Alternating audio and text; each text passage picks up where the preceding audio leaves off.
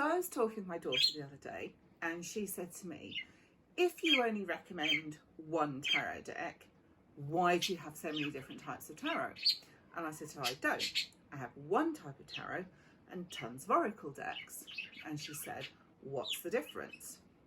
Well, with tarot, it doesn't really matter who the artist is. It's my little silk bag that I keep mine in. So they've all divided into major and minor arcana. So you've got major, the archetypal cards, and then you've got minor, the cards that are similar to a normal playing deck. You've got 78 cards in the tarot. You've got 22 major arcana, and then each of the 4 minor arcana has 14 cards in each of their decks. So it doesn't matter whether it's Rider-Waite inspired, Thoth, they'll all follow that same format. There might be slight little variations, so they might call knight cards princess cards, for example, but for the most part they'll all follow the same structure. With oracle decks, we have a lot more freedom. So here's just some of my favourites. So that we've got the Dragon cards by Diana Cooper, and this has 44 cards.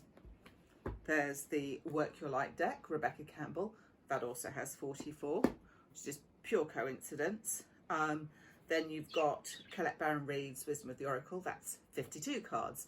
So already we don't have any there's no common consensus of how many cards you have in an oracle deck. And it really can vary from sort of like as few as like 30 odd all the way up to the same as tarot, 78. It just depends on which deck it is. And I find that with tarot, I cannot read tarot for myself. Even if I do a single card cut, I can get a yes or no out of it, because if it's right way up, it's a yes. If it's upside down, it's a no. But beyond that, I get nothing. I don't get any nuance. I could even look up the card. It still is meaningless to me. Whereas if I want some advice for myself, I could turn to the Wisdom of the Oracle, I could cut a card, and it actually would make a lot more sense. So I find that I can read oracle cards for myself, which I can't do with the imagery of the tarot. But there are also quite a few similarities. So with both oracle and tarot cards, the spread that you use, the way that you lay the cards out, really is up to you. You can make up your own spread. You can follow a traditional spread like the Celtic cross or the horseshoe. My personal favourite is the 7-card horseshoe. With the oracle, there are spreads that are recommended in the book that will come with it, but you can again make up your own. You could even use a traditional tarot spread. It really doesn't matter. The principle is the same. You decide what each card is going to signify, and that's what that card represents. They both give you advice and insight into your current situation and what's likely to happen into the future. But with the oracle cards, they are themed in different ways, so you can get very, very different approaches to a situation. So where the tarot is universal symbols, I'm going to get a very different response to the same question if I ask the dragons than if I ask Work Your Light for some advice on a situation. They'll give me very, very different perspectives. It's a little bit like talking to multiple of your friends. They might all give you broadly the same advice, but the way that they each deliver that advice is going to come in a different way.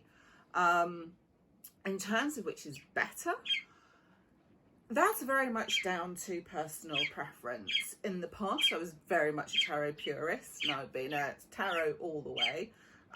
But I was first introduced to working with oracle cards when I went on a retreat 4 or 5 years ago, which is where we use the Work Your Light deck.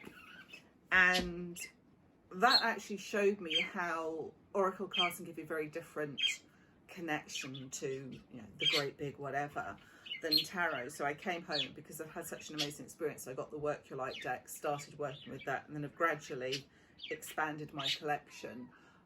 And I use oracle cards with chakra dancing, and that just gives us something to focus on in a chakra dancing session.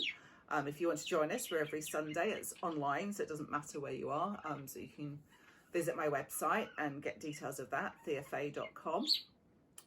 So beyond that, yeah, it's very, very much personal preference. I wouldn't necessarily say that one was better than the other. I think you can maybe get a more in-depth reading from tarot.